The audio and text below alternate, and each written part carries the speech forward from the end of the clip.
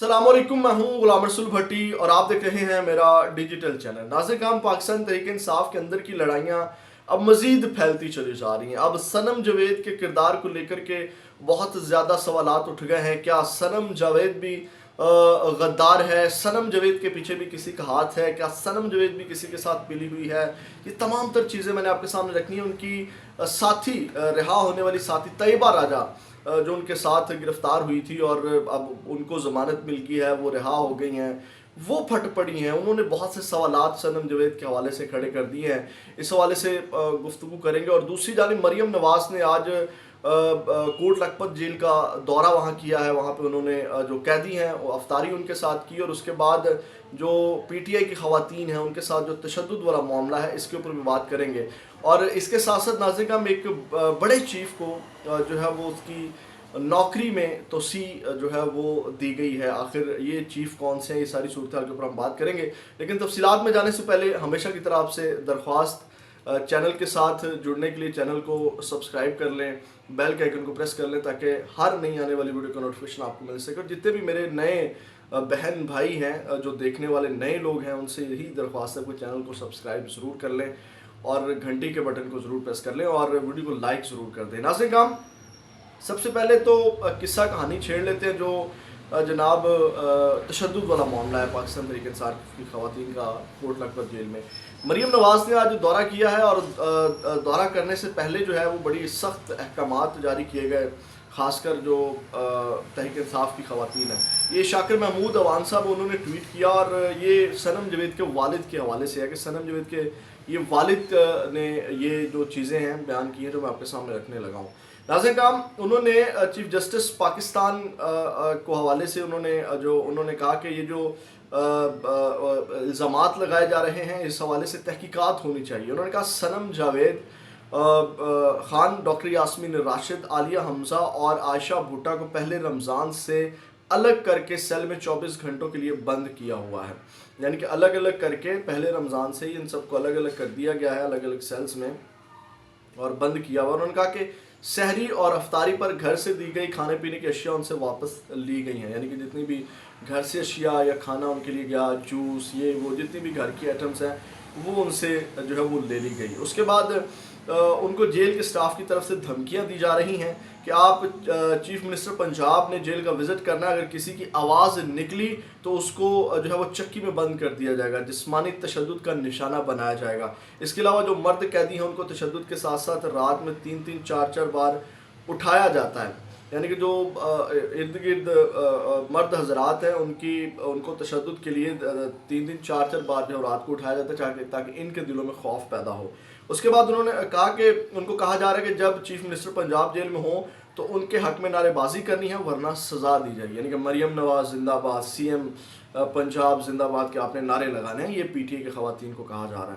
तो जेल में पीटीआई के कैदियों के साथ गैर इंसानी, गैर कानूनी और जेल के कानून के खिलाफ सलूक किया जा रहा है। तो इसके ऊपर उन्होंने चीफ जस्टिस से कहा कि ये जो इल्ज़ामात हैं, जो चीज़ें सामने आ रही हैं, इनके ऊपर जो है वो आप तहकीकात करवाएं। नासिर नाम, ये जबर किया जा रहा है यानी कि तहरीक इंसाफ के ख़वातीन के ऊपर, और ये तमाम चीज़ें कि एक शहज़ादी ने आना है और जनाब उनके हक में आप जो है वो जिनकी वजह से आप गिरफ्तार हैं उनके हक में आपने नारे लगाने हैं। ये एक मामला पेश आया। दूसरी जानब नाज़िर का हम आप आते हैं जो इल्ज़ामात लगाए हैं सनम जावेद के किरदार के हवाले से। ये कहानी कहाँ से शुरू होती है? ये कहानी यहाँ से शुरू होती है कि ये सेनेट के जो इंतखाबात होने जा रहे हैं उसमें सनम जावेद को पंजाब में जो है वो जनरल सीट या ख़वातीन की सीट के ऊपर जो है वो नामज़द किया गया है। अच्छा, इस सब के अंदर जो है वो डॉक्टर यास्मीन राशिद और सनम जावेद को, तो ये हमारे एक भाई हैं सलमान दुरानी साहब, उन्होंने ये ट्वीट किया कि सेनेट के लिए जेल में कैद सिर्फ डॉक्टर यास्मीन राशिद और सनम जावेद के ही नाम सामने क्यों आए, बाकी ख़वातीन को क्यों इग्नोर किया गया। अच्छा, इसका एक अज़बा अब्दुल्ला है, वो भी कोई जर्नलिस्ट हैं, हमारी बहन, वो इसको रीट्वीट करती हैं। उसके बाद फिर जो है वो तैयबा राजा फट पड़ती हैं और वो मैदान में आती हैं, वो आपके सामने रखते हैं। लेकिन अब जो इन्होंने सलमान दुरानी साहब ने जो ट्वीट किया कि सेनेट के लिए जेल में कैद सिर्फ डॉक्टर यास्मीन राशिद और सनम जावेद के नाम ही सामने क्यों आए, बाकी ख़वातीन को क्यों इग्नोर किया गया। अब इसको को ट्वीट करके अज़बा अब्दुल्ला जो है वो इसको रिप्लाई कर रही है। वो कह रही है कि डॉक्टर यास्मीन राशिद ने पूरी ज़िंदगी पार्टी को दी है और उम्र के शीशे में जेल में बैठकर मुल्क के 3 बार के वज़ीर आज़म को उसके गढ़ से और आबाई हल्के से शिकस्त दी है। اب ان کو یہ سیٹ نہ دی گئی الگ کہانی، لیکن جیت ان کی ہوئی، لہٰذا ان کو ایوان بالا میں لانا ضروری ہے۔ اب سنم جاوید کے اوپر وہ آ رہی ہیں، کہتی سنم جاوید نے پارٹی اور عمران خان کو جس طرح میڈیا اور سوشل میڈیا پر نمائندگی کر کے ہر بیانیے کا تیا پانچا کیا، وہ سب کے سامنے ہے۔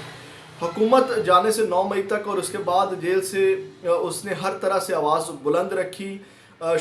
شوہر گرفتار ہوا، بچوں کا اسکول چھوٹ گیا، بیٹی کا بازو ٹوٹ گیا، ماں باپ نے عدالتوں اور جیلوں تھانوں کے ہر روز چکر لگائے، کیس لڑے، کچھ تھا تو اس کو 10 بار گرفتار کیا گیا اور درجن بھر کیسز کیے گئے۔ یہ سب کسی بھی اور خاتون کے ساتھ نہ ہوا، نہ کسی نے ایسے پارٹی کی ترجمانی کی۔ سنم کو 3 حلقوں سے ٹکٹ ملنا تھا لیکن حالات کی وجہ سے نہ ملا، اور جب الیکشن کی اجازت سپریم کورٹ تک جا کر ملی تو اس نے اف تک نہیں کی اور اپنے بچوں کو جو ہے وہ کورنگ کینڈیڈیٹ کی کمپین کرنے بھیجا۔ انتخابات کے وقت مین اسٹریم میڈیا پر اگر بڑے مقابلوں کا ذکر ہوتا تو وہ صرف سنم عام ورکر میں سے تھی جس کے مقابلے کا ذکر ہیڈ لائنز تک میں ہوتا تھا۔ میرا خیال ہے کہ یہ صرف ان دونوں خواتین کو نامزد کرنے کے لیے وجوہات کافی ہیں، اور ملک کی کوئی بھی سیاسی جماعت ایسی حوصلہ مند خواتین رکھتی ہوں تو سامنے لائیں۔ بہت شکریہ۔ اب اس کے اوپر جو ہے وہ طیبہ راجہ صاحبہ آ جاتی ہیں، وہ سنیے گا اب کیا کہتی ہیں۔ وہ کہتی ہیں کہ اب وہ اس کے اوپر اس کو ٹویٹ کر کے اپنا وہ سوالات سارے اٹھا رہی ہیں سنم جاوید کے حوالے سے۔ اب ذرا دھیان سے سنیے گا۔ وہ کہتی ہیں کسی ایک کو جان بوجھ کر اونچا دکھانے کے لیے ضروری نہیں ہوتا کہ باقی سب کی قربانیوں کو پس پست ڈال دیا جائے یا کم دکھایا جائے۔ ٹھیک ہے، اب یہ غصہ دکھا رہی ہیں، اس کو آپ جو مرضی نام دے لیں، یہ جیلسی کہہ لیں یا جو بھی اس چیز کو کہہ لیں کہ اب وہ پھٹ پڑی ہیں۔ اب آگے ذرا سنیے گا۔ وہ کہتی ہیں سوال یہ بھی ہو سکتا ہے کہ جب ختیجہ شاہ، طیبہ راجہ، عالیہ حمزہ کسی کو بھی بیل ATC سے نہیں ہوئی تو ایک ہی عورت سنم جاوید کی بیل بار بار ATC سے کیسے ہو جاتی تھی؟ یعنی کہ باقی تمام کی جو ہے وہ ہائی کورٹ وغیرہ سے بیلز ہوئی ہیں، تو ان کی جو ہے یا سیشن کورٹ وغیرہ سے، تو ان کی بیل انسداد دہشت گردی کی عدالت سے اتنی بار 8 بار کیوں ہو جاتی تھی؟ اس کے بعد انہوں نے کہا کہ ختیجہ شاہ واحد عورت ہے جس کے والد، بھائی اور خاوند کو اٹھا لیا گیا تھا تو اس نے اپنی گرفتاری خود دی۔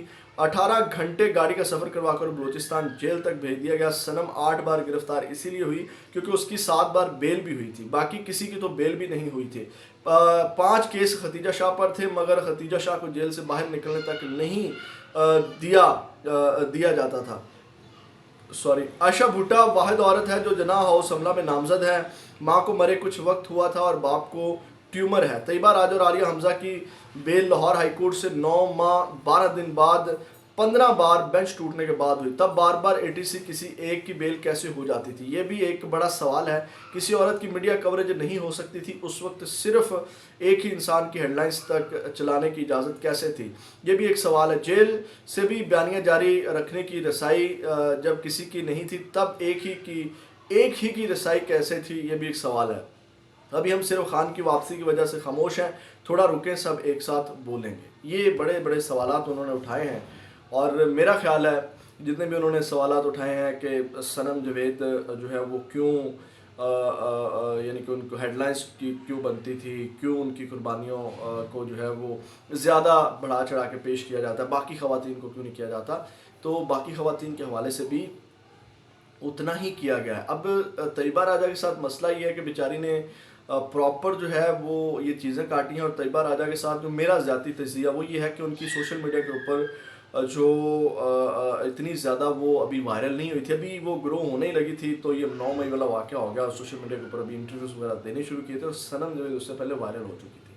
سنم جاوید اس کے بعد سنم جاوید کی پیروی کرنے والے بہت زیادہ لوگ تھے، ان کو ڈسکس کرنے والے بہت زیادہ لوگ تھے، اور طیبہ راجہ کا اس طرح کو موقف یا اس طرح کی کوئی ویڈیوز یا اس طرح کی مریم نواز کے ساتھ کوئی ٹکراؤ نہیں تھا جس کی وجہ سے اس کو ڈسکس کیا جاتا، یا بار بار جس طرح انٹرویوز ہوئے ہیں سنم جاوید کے، اس کے والد کے، اور پھر جتنی یہ باتیں کر رہی ہیں وہ ازبہ عبداللہ نے بھی کہہ دیا کہ وہ تمام چیزیں جو ہے وہ سختیاں سنم جاوید کے ساتھ بھی ہوئی ہیں۔ تو یہ میرا خیال ہے کوئی جیلسی ہے، اس طرح کا کوئی عمل ہے، اور یہ اب یا یوں کہہ لیں کہ سنم جاوید کو بھی ڈیمیج کرنے کا ایک طریقہ، یہ مطلب پھوٹ ڈالنے کی پوری ایک پلاننگ ہے جو پاکستان تحریک انصاف کے اندر چل رہی ہے، کبھی سنم جاوید، کبھی شیر افضل مروت، کبھی کون، تو یہ ایک چیزیں چل رہی ہیں، اور میرا خیال ہے کوئی اتنا بڑا مسئلہ نہیں ہے، اور جب سیٹیں ہی اتنی ہیں تو اتنی ہی سیٹیں آگے دینی ہیں، اب کوئی اور سیٹ تو نکال نہیں جو ہے وہ لینی طیبہ راجہ کے لیے. تو یہ ہے کہ کہیں نہ کہیں آپ کو بھی وہ اوبلائج کر دیں گی پارٹی. اگر آپ نے قربانی دی ہے تو آپ کی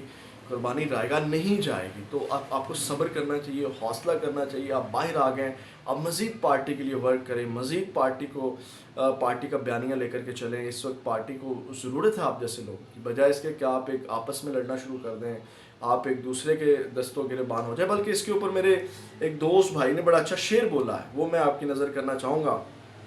ان کی لڑائی کو لے کر کے عمر ادراس گوندل ہمارے بڑے سینئر صحافی اور بڑے اچھے دوست اور بڑے شفیق انسان ہیں.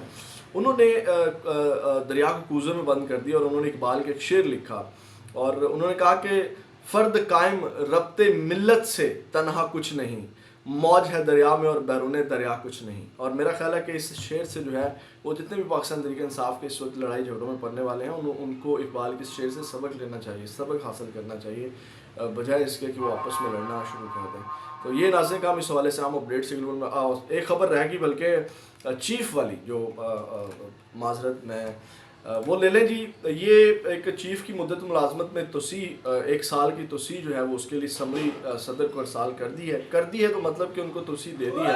یہ air chief marshal Zaheer Babar Sindhu ہیں, ان کی مدت ملازمت کے لیے جناب صدر مملکت کو جو ہے وہ سمری ارسال کر دی ہے, صدر مملکت صدر آصف علی زرداری صاحب کو. تو یہ جناب پاک فضائیہ کے جو سربراہ ہیں, اب اس کے ساتھ ساتھ باقی لوگوں کی بھی جو ہے وہ پینڈنگ ہے توسیع. میں اس کے خلاف ہوں, نئے لوگوں کو موقع ملنا چاہیے. جو پیچھے لوگ ہیں, یہ جتنے بھی لوگوں کی توسیع ہوئی ہے, جنرل باجوہ دیکھ لیں, اس کی وجہ سے مسئلے بنے ہیں.